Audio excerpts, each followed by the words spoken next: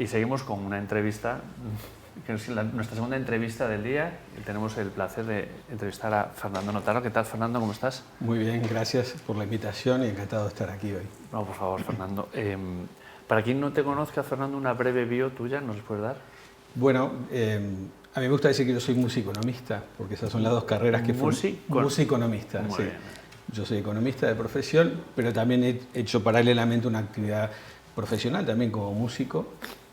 Y desde hace unos 15 años hice un punto de inflexión cuando me di cuenta que nadie te enseña a liderar ni nadie te enseña a gestionar personas, con lo cual me tomé un año sabático y empecé a formarme en áreas de desarrollo de personas, de equipos, y desde hace unos 14 años me dedico profesionalmente como coach a trabajar tanto con ejecutivos como con equipos profesionales en el ámbito empresarial.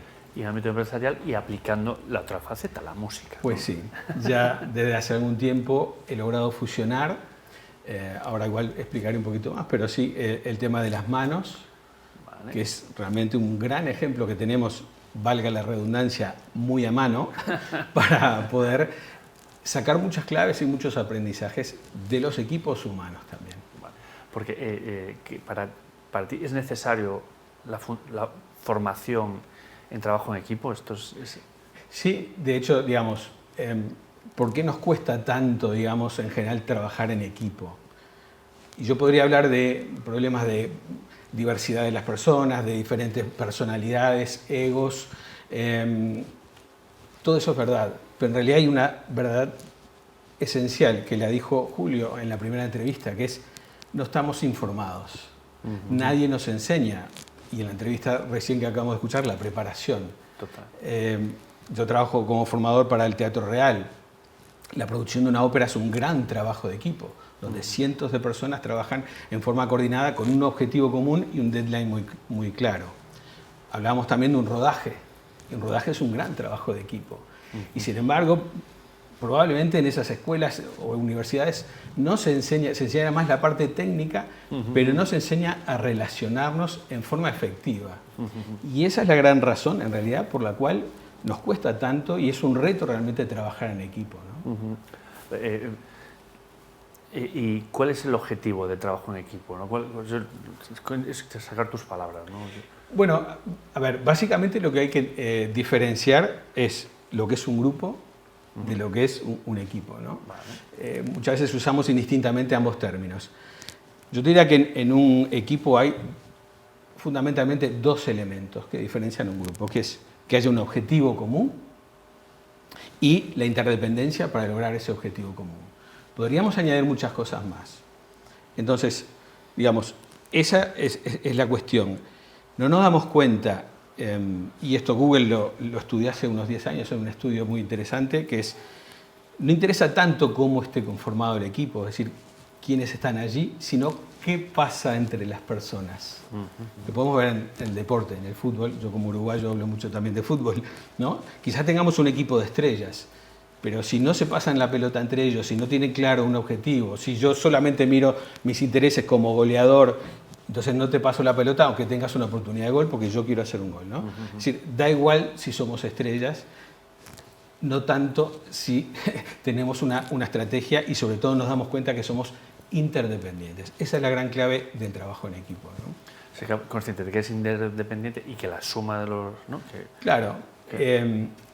Hay una capacidad, digamos, única, o una propiedad única que solo se da cuando hay dos o más personas, que es lo que se llama sinergia. Vale. Todos hemos escuchado hablar de sinergia. Total. Sin embargo, a veces nos toca definirlo y la gente tiene más dificultad. Yo te lo defino de una forma muy sencilla. Sinergia es cuando 1 más 1 es mayor que 2. Es decir, que el todo es mayor que la suma de las partes individualmente.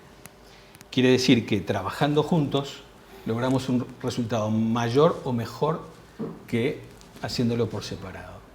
Esa es la gran clave de los equipos, la potencialidad. Y de ahí viene el link con las manos. Que si querés por favor, te explico la siguiente pregunta. Exactamente. Es decir, tú tienes un programa que se llama Handmade, ¿no? Handmade, exacto, que vincula el accionar de las manos en el piano con el trabajo en equipo de alta performance. Pero vayamos un paso atrás. Todos en general nacemos con manos y las manos realmente tienen esa potencialidad. Las manos nosotros las utilizamos para trabajar en equipo en la vida diaria, para escribir en un ordenador, para comer, ¿sí? Para bañarnos, ducharnos. Es decir, estamos usando las manos como equipo para tocar un instrumento. Y a su vez las manos nos pueden servir para crear o para destruir, para acercarnos o para alejarnos, para generar placer o provocar dolor. Es decir, el rango de potencialidad de las manos Es infinito. es infinito. Sí. Y eso yo lo he asociado con precisamente las manos en el piano. Es decir, ¿cuál es la gran diferencia entre el piano y el resto de los instrumentos? En la mayoría de los instrumentos las manos tienen funciones diferentes. En cambio, en un piano, las dos manos se enfrentan a los mismos recursos con la misma técnica y el mismo mecanismo. Tienen que actuar como si fuese una sola mano. Y eso ya ahí nos da un pie. Luego tiene un objetivo común, que es crear música. Y obviamente hay una interdependencia entre las manos. Luego hay muchas claves que podemos sacar de allí. Y te voy a mencionar algunas para, bueno, poder dejar algunas píldoras también para la gente. Si nosotros nos observamos nuestra propia mano, ¿qué es lo primero que ves? Entre sí, ¿cómo son? Y son diferentes. Y si yo te preguntara, bueno, y de estos 5, estos 10 dedos, ¿cuáles son, digamos, los que tienen mayor potencialidad? Y uno pensaría, bueno, los que son más largos, estos del medio. Y diría, bueno, estos dos, pobrecitos, el gordito bajito lo tiene jorobado y este más delgadito también.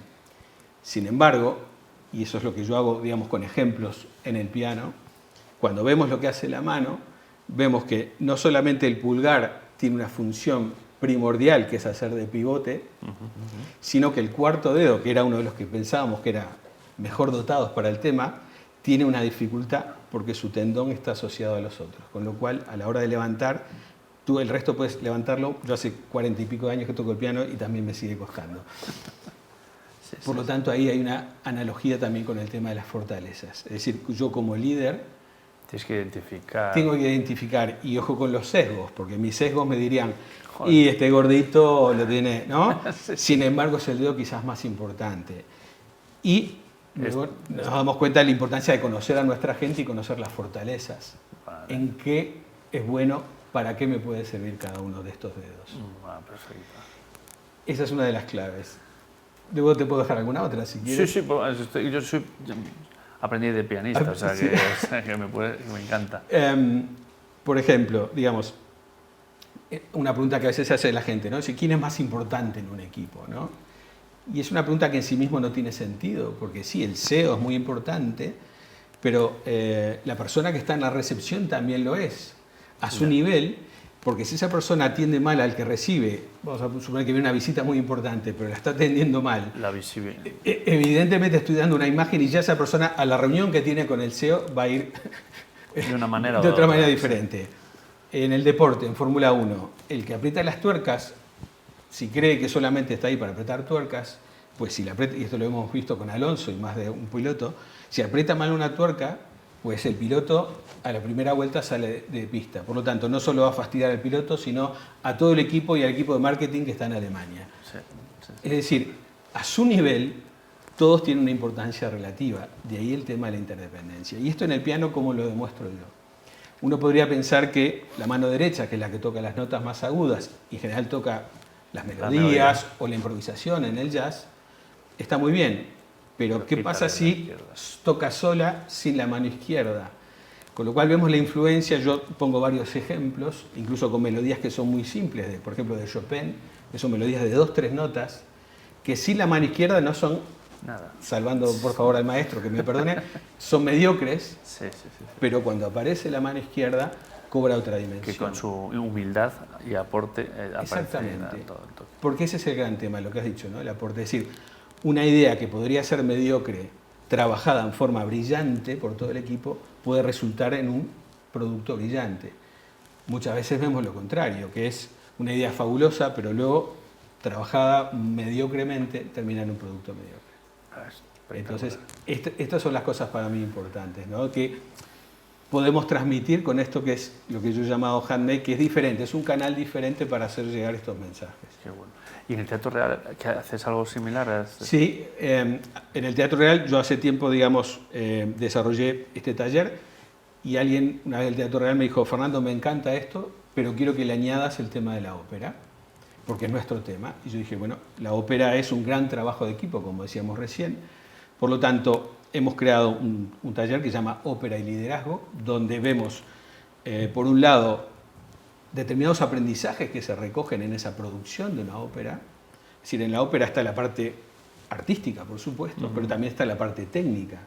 Y tienen que conjugarse. ¿Cómo hacen?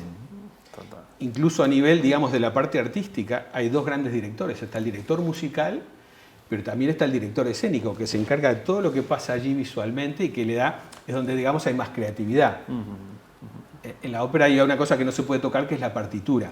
Pero todo lo que pasa arriba del escenario sí se puede hacer. No hay dos óperas iguales. ¿Cómo ¿no? hacen esos dos líderes para congeniar, ponerse de acuerdo? Entonces, en este taller vemos unas cuantas, digamos, aprendizajes relacionados con la ópera y también utilizamos esto que te digo, con un piano allí y con ejemplos que yo toco en vivo, claves para el funcionamiento de un equipo de alto rendimiento.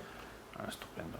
Oye, Fernando, y en base a tu experiencia, ¿hay perfiles de trabajadores, buenos trabajadores, malos trabajadores líderes, followers? ¿Esto cómo lo ves? Bueno, es esa pregunta de ¿se nace o se hace? ¿No? Yo diría que ambas cosas.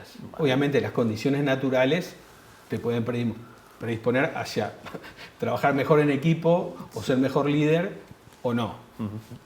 Dicho esto, como han dicho los entrevistados anteriores, esto también se trabaja y se aprende, ¿no? Es decir, la pena quizás es que esto no se aprenda, como decía Julio antes, en los colegios. Es decir, si nosotros nos ayudaran, digamos, enseñándonos a comunicar efectivamente, a gestionar emociones, a relacionarnos en forma efectiva, pues seguro que nos ayudaría mucho a luego, cuando tenemos que enfrentarnos en el mundo real, que es a trabajar con personas de carne y hueso, también con máquinas, pero bueno, las máquinas lo que hacen es ser más retador el tema, pues nos ahorrarían bastantes dolores de cabeza, te diría. ¿Y has detectado diferencias culturales por países, por zonas? O... Bueno, yo las diferencias mayores que las he encontrado probablemente sean en China, ¿no? Sí, claro. en Oriente, ¿no? Me ha tocado hace unos cuantos años trabajar allí. Bueno, fíjate, es una muy buena pregunta, porque decir, ¿qué es lo importante? Para un líder, sobre todo, es importante adaptarme. Y probablemente ponerse el casco del explorador que va con curiosidad. Yo trabajé para los suizos y los suizos comían a las 12 y cenaban a las 6. Y uno puede decir, qué horrible. Quizás la actitud sea la contraria, es decir, ¿cómo será esto de cenar a las 6? A ver qué pasa, ¿no? Es decir, por lo tanto, ahí la respuesta es sí. Hay cuestiones culturales que inciden, pero también la buena noticia es que nos podemos adaptar. Sí, yo creo que... Y adaptándonos con esa actitud más de curiosidad, de, bueno, querer integrarse, saber y al final ser más efectivos, porque lo que queremos es eso. No es que queremos crear un club de amigos. Tenemos el objetivo, ¿no? Que es... Necesitamos trabajar y trabajar bien. Si somos amigos será un subproducto. Pero entonces la clave es conocer, adaptar y entender también al otro. Sí. Venía el otro día un compañero que habla que la adaptabilidad puede ser la competencia clave del futuro, ¿no? Pues porque sí. Además en este entorno pues tan sí. cambiante y tan... Sí, nos ha tocado ahora en la pandemia, ¿no? Adaptarnos, ¿no?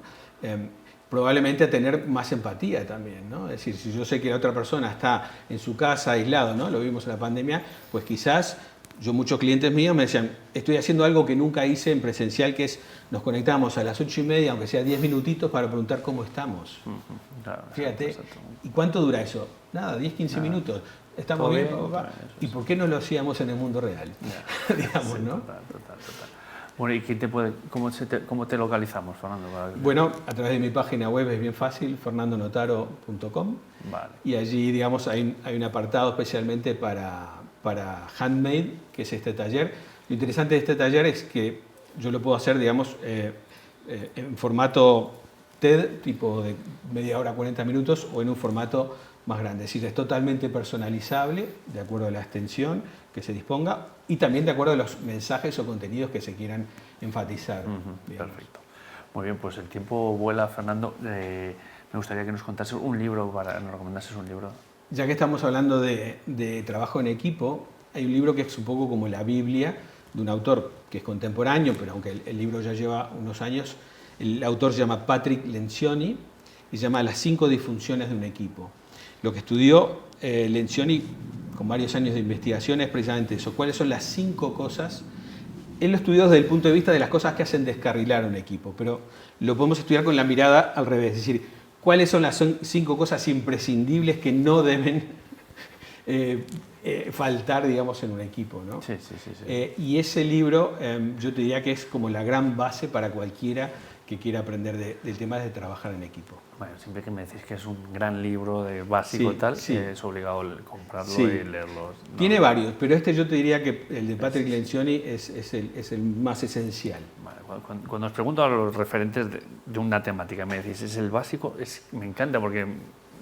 Bueno, me encanta y al mismo tiempo me reta leerlo, ¿no? Sé que muchísimas gracias, Fernando. No, ya me contarás qué tal y mil gracias a ti por la invitación. Muy bien, gracias, Fernando. Pues hasta aquí tu entrevista, Fernando. Gracias. Muchísimas gracias, Fernando. Pues, ¿qué os ha parecido? Trabajo en equipo, una manera diferente, novedosa, donde Fernando ha podido aunar sus pasiones y conocimientos, ¿no? Como es la música y la economía, para poner esto nada más y nada menos que en el Teatro Real, que los que no... Todo el mundo conoce el Teatro Real, o sea, que no puede ser. Y hasta aquí la segunda entrevista de hoy, hasta aquí el programa de hoy. Espero que os haya gustado. Siempre buscamos que lo paséis bien y sobre todo que aprendáis, ¿no? con referentes del sector, como son en este caso Julio y Fernando. Y os dejo con Tinku. Como sabéis, en Tinku tenemos muchos programas, todo de grandes expertos. Tenemos economía, corporate talks, tenemos tecnología, tenemos psicología, arquitectura, management y muchas más cosas. Y esto está nada más que empezando y dándolo todo para vosotros. Nos vemos el lunes que viene. Fuerte abrazo.